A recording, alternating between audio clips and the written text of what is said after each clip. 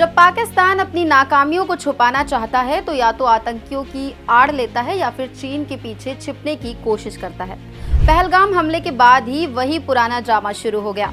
भारत ने सख्त कदम उठाए तो पाकिस्तान बौखला उठा। अब पानी की लड़ाई में भी धमकियां दी जा रही हैं। पाकिस्तान के पूर्व सांसद और वरिष्ठ पत्रकार मुशाहिद हुसैन सैयद ने एक पाकिस्तानी न्यूज चैनल पर दावा किया कि अगर भारत सिंधु का पानी रोकेगा तो चीन भी ब्रह्मपुत्र और सिंधु का पानी रोक सकता है। लेकिन जरा सीरियसली सोचिए, क्या सच में चीन इस पानी को रोक सकता है? दरअसल भारत की 3 बड़ी नदियों का जन्म चीन के नियंत्रण वाले तिब्बत में होता है, सिंधु, सतलुज और ब्रह्मपुत्र। सिंधु सतलुज तिब्बत से निकलकर भारत होते हुए पाकिस्तान में चली जाती है, जबकि ब्रह्मपुत्र भारत के अरुणाचल और असम से होते हुए बांग्लादेश में प्रवेश कर जाती है। इन नदियों से भारत की लगभग 33% वाटर सप्लाई डायरेक्ट या इनडायरेक्टली कंट्रोल होती है, जिनमें से ब्रह्मपुत्र पर चीन अब तक 3 बड़े डैम बना चुका है, जांगमू डैम, डागू और जियाचा डैम। और अब उसने मेडोक काउंटी में एक नया मेगा डैम बनाने का ऐलान किया है, जो अरुणाचल की सीमा से कुछ ही दूरी पर है। ये डैम 60 गीगावाट बिजली उत्पादन करेगा, यानी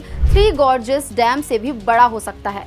हालांकि चीन के लिए इन नदियों का पूरा पानी रोक पाना तकनीकी और रणनीतिक रूप से इतनी आसान बात नहीं है, लेकिन व्यवहारिक रूप से, क्योंकि चीन ने यूएन वाटर कोर्सेज कन्वेंशन 1997 और हेलसिंकी रूल्स को अब तक ना साइन किया है, ना ही रेटिफाई। और भारत चीन के बीच भी कोई औपचारिक वाटर शेयरिंग ट्रीटी नहीं है, सिर्फ एक डेटा शेयरिंग एग्रीमेंट है, वो भी केवल बाढ़ के मौसम में। यानी चीन पर कानूनी रूप से कोई जिम्मेदारी नहीं है कि वो भारत को पानी या जानकारी दे।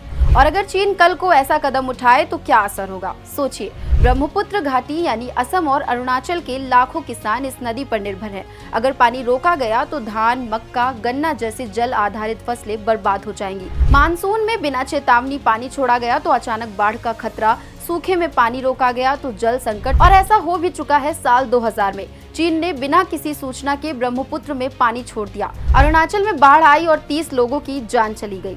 लेकिन चीन ऐसा करेगा नहीं, क्योंकि इससे उसके खुद के इलाके प्रभावित होंगे। साथ ही अंतर्राष्ट्रीय दबाव भी झेलना पड़ेगा। अंतर्राष्ट्रीय संधि और कूटनीति स्तर पर भारत और चीन के बीच भले कोई जल संधि ना हो, लेकिन दोनों देश डेटा शेयरिंग एग्रीमेंट्स के तहत मॉनसून में पानी के फ्लो की जानकारी साझा करते हैं। चीन की अपनी छवि का सवाल भी है। यदि चीन भारत के लिए पानी रोकने की धमकी को अमल में लाता है तो वो हाइड्रो हेजेमन यानी जल आतंकवादी कहलाएगा, जो उसकी ग्लोबल पावर की छवि के लिए घातक होगा।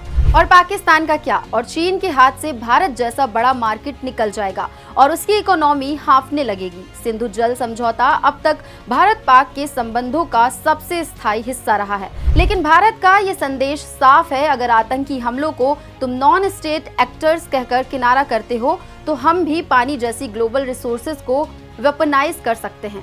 पानी को लेकर धमकियों का ये नया दौर दिखाता है कि 21वीं सदी की जंगें अब मिसाइलों से कम और जल स्रोतों से ज्यादा लड़ी जाएंगी। लेकिन भारत और चीन जैसे देश इस संवेदनशील मुद्दे को अभी भी कूटनीति से सुलझाते आए हैं। पाकिस्तान का चीन का नाम लेकर डराने वाला पैंतरा ना तो नया है, ना ही असरदार।